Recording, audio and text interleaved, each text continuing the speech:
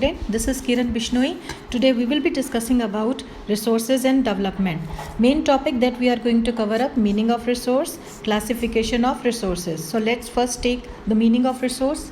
Things available in our environment which can be used to satisfy our needs. Next is interdependent relationship between nature, technology and institutions. Interact with nature through technology and create institution to raise economic development. So this is all about interdependent relationship. Next is classification of resources. So first of all, we will be discussing about on the basis of origin. There are two type of resources. One is biotic and second one is abiotic. Biotic obtained from biosphere and they have life. For example, human beings, flora, fauna, fisheries. Abiotic resources are composed of non-living things such as rocks and metals. On the basis of exhaustibility, there are two types of resources, renewable resources and non-renewable resources. Renewable resources are renewed by physical, chemical or mechanical processes. For example, solar energy, wind energy, water and so on. Non-renewable resources, they take millions of years in their formation, such as fossil fuels. Fossil fuel here mean coal, natural gas and petroleum. On the basis of ownership, there are four types of resources: individual resources, community resources, national and international resources. So first of all, let's take individual resources. These are owned privately by individual. Suppose if you have bike, then that is your individual resources. Second is community resources. These type of resources, community has access to such type of resources like public parks, picnic spots and so on.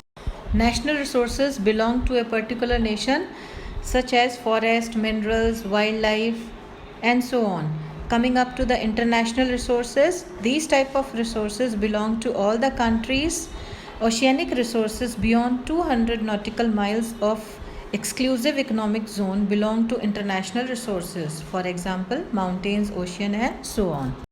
On the basis of status of development, we have four types of resources: potential, developed, stock and reserves. So let's first of all take potential resources. These type of resources are found in a region but have not been utilized.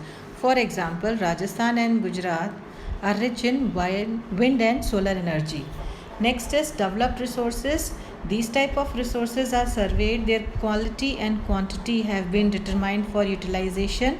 Their development depends on technology and level of feasibility. Fossil fuels. Now coming up to the stock and reserves.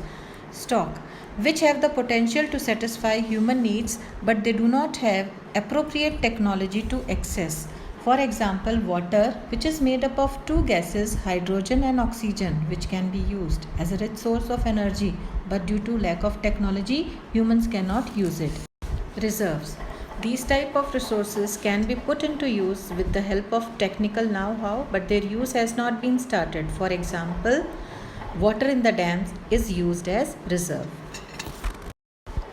Next topic is development of resources. Here we have to discuss major problems regarding resources and why there is need for resource planning. So let's first of all discuss about the problems related to resources.